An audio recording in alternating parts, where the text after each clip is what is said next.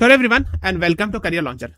So in today's class, we are going to discuss about SHANTI Act 2025. Now you will be thinking that sir, this was actually in 2025. So why we are discussing in the month of August 2026? So the reason is this has been in the news because it has been challenged in the Supreme Court, and recently the Supreme Court has asked some question with regards to SHANTI Act.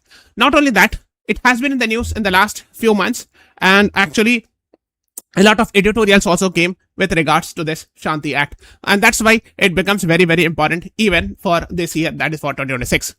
So can SHANTI Act deter courts from fixing suitable compensation for nuclear disaster? Supreme Court asks. Now, why we are talking about it? So before starting it, I would say, before starting the concept of what is SHANTI Act, this is actually related with nuclear energy. Okay.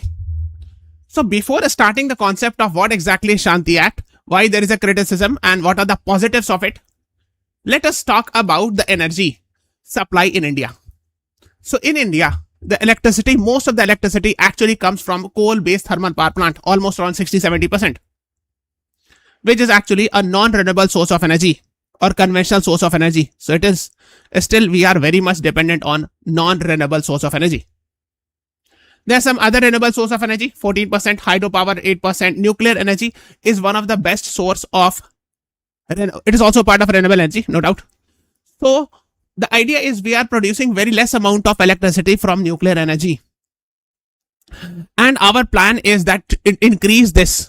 We have a huge potential if we increase this, because nuclear energy is considered as actually a part of, it is considered as a part of renewable energy, and of course they are very clean.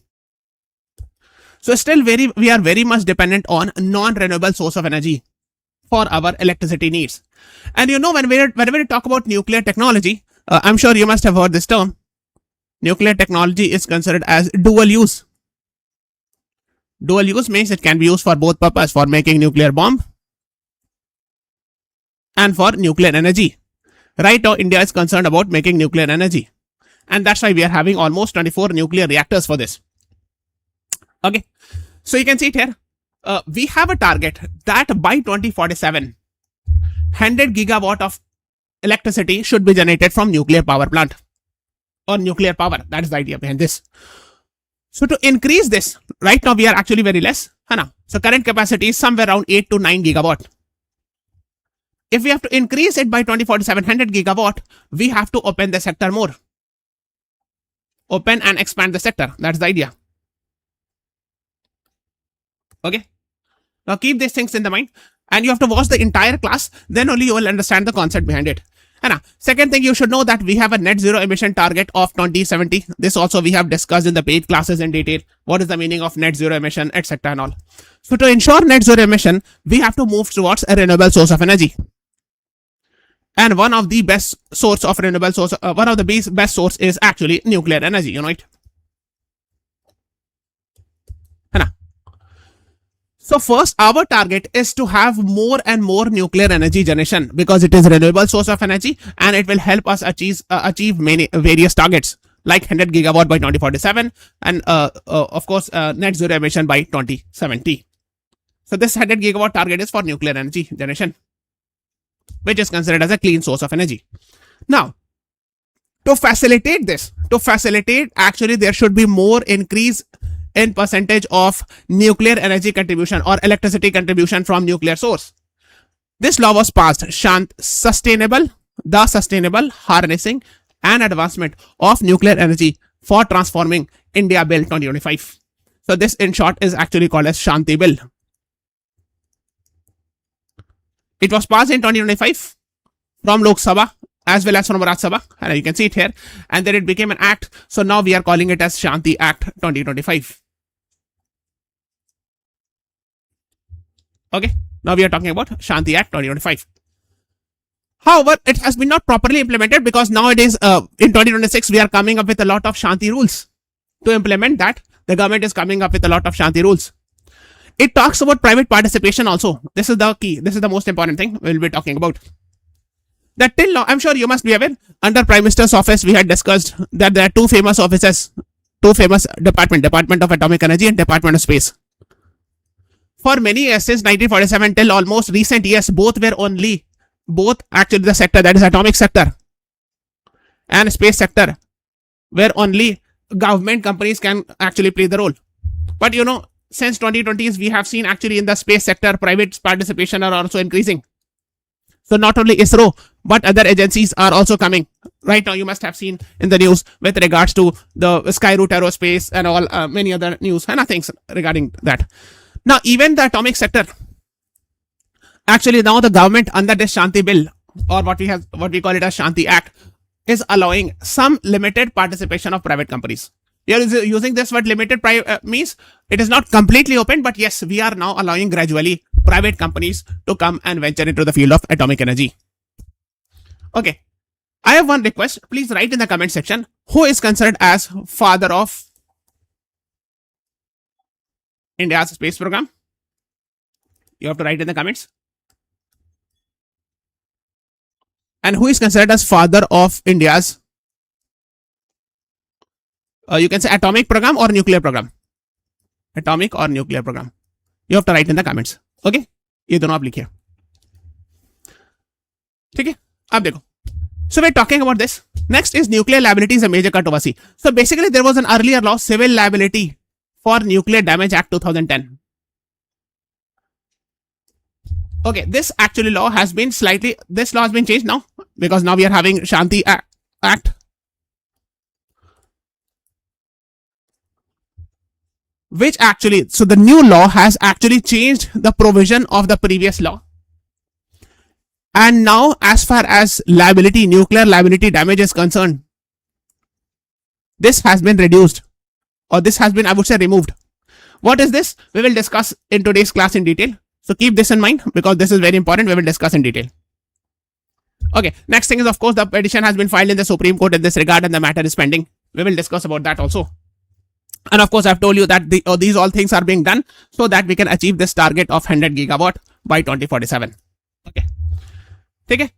So let us talk. We are having 24 nuclear reactors across 7 locations. They are generating almost 8.78 gigawatt. Right now, means almost, this is the news of December 2025. So it is generating 8.78 gigawatt electricity. And we have target is by 2047. Solar energy should be, nuclear energy should be generating 100 gigawatts. Means almost we have to do at least 10 times or even more than 10 times. From here to here. In the next upcoming 22 years. So these are prominent nuclear power plants, and I'm sure you must be aware. Narora is in UP, Rawat Bhata is in Rajasthan, Kakrapar is in Gujarat, Tarapur is in Maharashtra, Kaiga very famous in Karnataka, Kodankulam is in Tamil Nadu, Kalpakkam is actually in Tamil Nadu. Kalpakkam has been very much in the news, and Kodankulam we have made with the help of Russia. These things. Okay, so this is the bill. The bill consolidates and modernizes India's nuclear framework. So the main thing is it enables limited private participation. Means this bill is allowing private companies to venture in the field of nuclear technology. When you are allowing private company, we are actually allowing also foreign company also. We'll talk about it. The bill actually comes up with Atomic Energy Regulatory Board, which will regulate all the things in case any to ensure the safety. That's the idea behind this. To ensure that safety is in the atomic nuclear reactor. To ensure that there should not be any such things. And these are things you should know. Now, nuclear energy, everyone knows. Basically, in nuclear reactor, we perform nuclear fission, and because of which huge amount of heat is generated from there, actually electricity is generated, etc. So the idea is that this generates electricity without producing greenhouse gas, and that is why it is called as clean source of energy generally. And it is also considered as renewable source. The nuclear energy is considered as the clean source. Now, let us move on to the evolution of nuclear laws. In the past also we have seen these laws like Atomic Energy Act 1962. Amendments were done in these laws in 1986, 87, 2015, etc. Civil Liability of Nuclear Damage Act 2010. So civil liability means if nuclear damage or accident happened, who is responsible for it? So for that, compensation would be there in case of nuclear incident. These things were actually built. Then in budget 2025-2026, the government talked about allocating 20,000 crore for deployment of small nuclear modular reactors. At least 5 indigenously, means made in India. designed small modular reactor to be operated by 2033. Initiatives by Bhabha Atomic Research Center, you know. These are the initiatives. Now, the major Shanti bill talks about the first thing is private sector participation, modernizing licensing and safety framework. Modernizing licensing means you are easing the private companies' participation so that there can be a more and more investment. That's the idea, to increase investment in nuclear sector. Because once we increase investment in nuclear sector, then only we can expect actually, once we actually ease the laws with regards to private sector participation, then only we can expect investment and further rise in nuclear energy generation, etc. And a regulation of nuclear radiation to boost to research, innovation, nuclear liability and compensation, dispute redressal. So this too is actually the main key. First is private sector participation. Another is about liability or the damage. This has been very much in the news with regards to it, which we will talk. Now, so Shanti, which stands for Sustainable Harnessing and Advancement of Nuclear Energy for Transforming India. It was passed last year in December. And it replaces two laws, old laws, Atomic Energy Act 1962 and Civil Liability of Nuclear Damage Act 2010. This law allows private sector's participation to a limited, it is not that the entire nuclear reactor will be given to private companies. It is not like that, but yes, some sort of private participation will be there. And so for that, rules with regards to compensation of an accident, etc. has been changed. Now, all this is because we need this target to be achieved. So private companies can participate in some peripheral areas. So basically, the idea is basically even in earlier cases, in some cases they were allowed, but now primarily we are actually opening it, the private sector's participation. Although still the overall nuclear reactor will be governed by the government only. Now the target is, it says that we need this target. So for that we have this, we need huge amount of money, technology, manpower, manufacturing, modular reactors, etc. to achieve this target. Right now we are almost nearly around 9 gigawatt. We have just discussed it is 8.78 gigawatt. So of course we are far away from the target. So earlier the case was the government used to build the nuclear power plant and generated electricity. And God forbid, if the nuclear accident happened, the government is supposed to pay the nuclear compensation, etc. and all. Now you are allowing private companies also in a joint venture. It is not that we are completely actually privatizing the entire sector, but yes, we are actually allowing the private sector to send us the input, raw materials, etc. So overall, the handling actually of the nuclear reactor is with the government. However, the private companies can provide us something. And can get access to power generation side, etc. No need to go in detail. So certain sensitive sectors will remain under the hand of the main things will remain in the hand of the central government. For example, high radioactive waste recycling, spent fuel recycling, heavy water production, etc. and all. No need to go in detail. Just have a rough idea about it. So basically, the private sector participation will be there, but of course the government will do regulation. For example, in this law, the government has said this body, Atomic Energy Regulatory Board, will be set up. It's a statutory body which will ensure that everything should be there. It is a regulatory body to ensure safety of nuclear reactors, and nothing of such sort of incident or nothing such accident should happen. Now the main problem is nuclear liability. You know what is liability? Here liability means if God forbid the accident happens, then who will pay the compensation? Because earlier, if it is controlled 100% by the government, then of course it is the responsibility of the government to pay the compensation. Generally, the accident chances are very less because there are so many safety measures. But of course, there is chance, in 1% chance. If the nuclear damage, if the accident happens, the cost is very huge. Unit we have seen in the Fukushima nuclear disaster, Chernobyl disaster Chernobyl nuclear disaster, etc.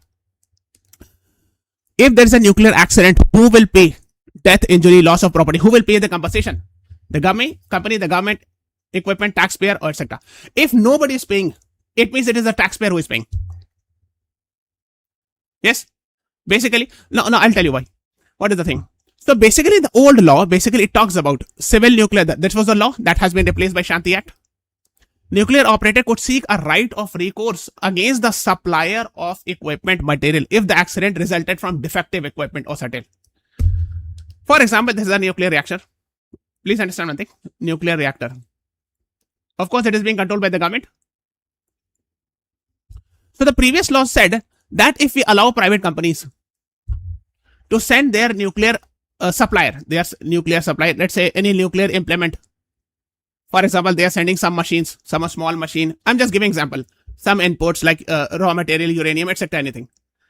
This is coming from private companies. And if the disaster happens here, and it was found, when the inquiry was conducted, it was found that the disaster happened because of the nuclear supply. There was defective nuclear supply. Means the private company which had provided this equipment, whatever is the equipment or the input or whatever it was defective. In that case, this private company was supposed to pay the damage, or the liability was up to this. But this was not liked by Western countries, especially America and all. They had pressurized that you should not talk about this. And otherwise, because otherwise the private company will be fearful in actually giving these things. But both has a flip side. The other side is, if you remove this provision, the private companies from India and the world, they might not send good quality content, good quality raw materials, or good quality inputs, because they believe that if something goes wrong, we are not responsible. Okay, so the Civil Liability for Nuclear Damage Act talked about right of recourse. This is the keyword. Against the supplier of equipment. If the accident happens and it is found that because of your supply, there was a defective supply, then in that case, the private company who was supplying this will be held liable and they have to pay the damage. The operator, the nuclear operator, the company which is operating the nuclear reactor, can seek damage from the supplier or compensation. That was the old law. The new law says they have come up with graded liability framework. So basically the idea is, if I show it, that gives right to recover some of the compensation. Now, this law, the new bill, which now has become an act, we are talking about this SHANTI Act. Now it has become an act. Removes the right to recourse on the ground of supply of defective equipments or materials. So if there is a nuclear reactor and some private sector had provided some defective equipments to the company, and in that case, if the accident happens, God forbid, then in that case, this private sector company has no liability now, or very less liability. The right of recourse has been removed in case of ground of defective supply of defective equipments. So in that case, the private sector will be willing to participate more. This will improve actually foreign investment. The foreign companies will invest. Yes, it is true that because they believe that, okay, we are not responsible. This will push the investors, the foreign investors, to come and invest in India. Yes, that's the positive aspect of it. And this has been being demanded by US and many other countries, that you should remove this liability provision. But the flip side is, if accident happens, then this private sector, even if the accident happened because of defective equipment, they are not responsible. So of course the compensation will be given from the government funds. That is from the taxpayers' money. Second thing is, if the private sector is not liable, in that case, the private sector may give deliberately poor quality products, because they believe that if accident happen, we are not responsible. So they will not be careful. The other aspect is that, but still we have AERB, Atomic Energy Regulatory Board. So they keep on regulating it. If the private sector will give us defective equipment, the AERB is supposed to check it. So there are multiple arguments, but bottom line is actually that will happen, that of course the private sector will not have much tension in this regard. Okay, that is the main thing that is being criticized by those who are opposing it. Now, that is the case if you are reducing financial liability of nuclear operators, you are actually transferring it to the public. And that's the idea behind this. So, of course, whenever a private company is selling it, it is company doing it for its own profit. That's the idea behind this, these things. Yes, there is, if you allow the private companies that there is no liability or very less liability, in that case, they will not ensure that the component is absolutely safe, because they believe that we are not responsible if anything goes wrong. Okay, so these are actually the debates with regards to it. The one argument is it will promote for investment. But the other argument is if something goes wrong, what will happen then? And these are the. Now we are talking about private companies are profit making. So these are actually, this is the valid, this is the very famous argument that if you allow private companies, of course, they will only talk about profit making. But the government companies were supposed to actually be for the long term, for the benefit of common people at large. That's the idea behind this. Now, another concern is AERB has been established, Atomic Energy Regulatory Board, but is it completely independent? This also we will talk, because this Atomic Energy Regulatory Board will be selected by the members from Atomic Energy Commission. And Atomic Energy Commission is under the government of India, of course, under Prime Minister, of course. So many people are saying actually that with when Atomic Energy Regulatory Board, which is being set up to ensure the safety of nuclear reactors, will this be completely independent? So these were some of the things that were raised. Okay, so that's one thing. Next is, of course, we have discussed about it. In short, we have discussed. This is the main argument. The government's position is more private investment will happen, more nuclear plants, more electricity, less dependent on fossil fuels, and 100 gigawatt target will be achieved by 2047 when we are coming up with this new Shanti Act. However, the flip side is when you are allowing more private participation, they are only concerned about profit. If the nuclear, God forbid, if the disaster happen, who will be responsible? If the private company is not going to pay the taxes, the compensation, then it is the taxpayers' money which will be used. The government money means taxpayers' money, which will be used for compensation, etc. So the Shanti Act is already the law, but its detailed implementation is being implemented. You know these things, so you can read about it. So the first thing is it allows private sectors. We have discussed. Second, it indemnifies a nuclear supplier by channeling liability for any accident to the operator. It omits the right of recourse. So the operator will be responsible. Operator of the nuclear reactor. If the supplier is giving some damaging equipment, and if the God forbid the accident happens, the operator will be responsible and not the nuclear supplier, which might be a private company, because suppliers can be a private company, in this case. The operator's liability is capped between 100 crore for small plants and 3,000 crore for largest plant. And these are the things being talked about. And we have discussed about Atomic Energy Regulatory Board. Some of the people are saying that perhaps it might not be completely independent. So these are the things being talked about.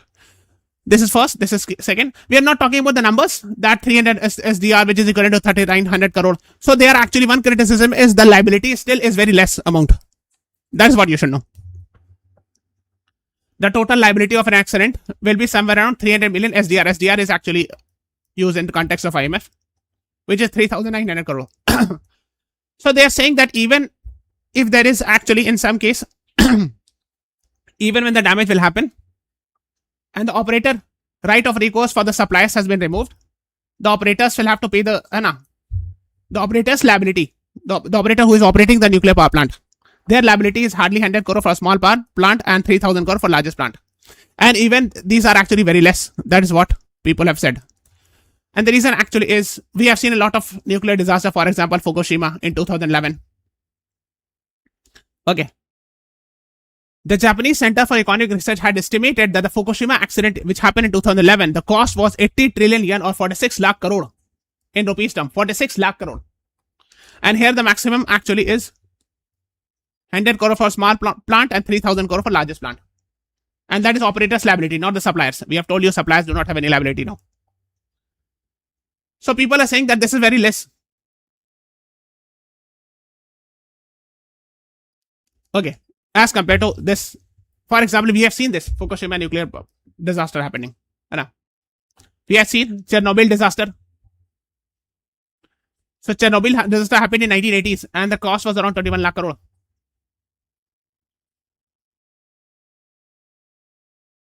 Okay, so the disaster, they are saying it that the disaster, if God forbid happens, the impact is very massive. That's the idea behind this. Okay, so it's about authority. Now the court has said, the petitions have been filed, that now can Shanti Act deter courts from fixing suitable compensation? Deter means it does not allow the court for fixing suitable compensation for nuclear disaster. Supreme Court asked this. Now the matter is pending. Against a lawful legal tort. The court also made oral remark while issuing notice to the union government and AERB. In a petition filed, the petition have been filed by retired senior officers and scientists. to challenge the Shanti Act, which limit the liability of operators of nuclear reactor suppliers and manufacturers. Suppliers, they do not have any liability. For operators, there is a liability, but of course it is limited. है ना? Operators के लिए. That the resolvable liability is 300 million SDR, which is a very small number. Cannot recover even a small fraction of their actual loss. है ना? So we have discussed here also. देखो यहाँ पे मैंने किया था कि it allows private sectors. Second, it removes right of recourse that allowed operators to sue, to file a case against suppliers if suppliers has given damaged equipments, which can be private companies nowadays, है ना? And the third is actually the operator's liability is also the operator who is operating the nuclear power plant. Their liability is 100 crore for a small plant and 3,000 crore for largest plant, which is very small. No need to remember the numbers, but you should know that according to the critiques, it is a very small amount, the liability. Okay, these are the things being talked about. Okay. The senior lawyer pointed out that Chernobyl disaster, we had seen this much amount of loss, huge amount. Fukushima Daiichi nuclear power plant happened in 2011. Chernobyl happened somewhere in 1980s, as far as I remember, 84. Modern date is in Ukraine, but at that time it was a part of Soviet Union. Read about this, Chernobyl nuclear disaster. So these are some of the things that were actually being raised concern about it. Now let us wait for it. Please read something about it. First, Chernobyl disaster. Second, Fukushima reactor. Another one actually was Bhopal gas tragedy. Please read about it. It also happened in 1980s, as far as I remember. Chernobyl, you should check the year. And write in the comments, we celebrate or observe National Pollution Control Day to remember Bhopal gas tragedy. On which date? Answer it in the comment section. So this is all about today's class. Please subscribe to our channel, press the like button, share this video. Thank you everyone. Thanks for watching. Have a nice day.